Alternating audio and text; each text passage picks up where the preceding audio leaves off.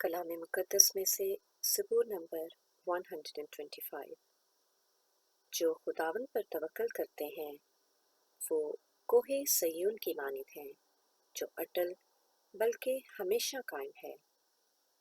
जैसे यरूशलेम पहाड़ों से घिरा है, वैसे ही अब से अब तक खुदावंद अपने लोगों को घेरे रहेगा, क्योंकि शरारत का असा सादकों की मीरास पर कायम ना होगा, ताकि सादिक बदकारी की तरफ अपने हाथ ना बढ़ाएं।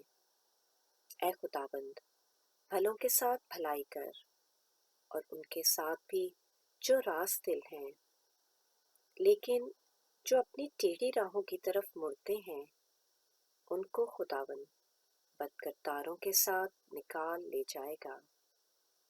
इसराइल की सलामती हो।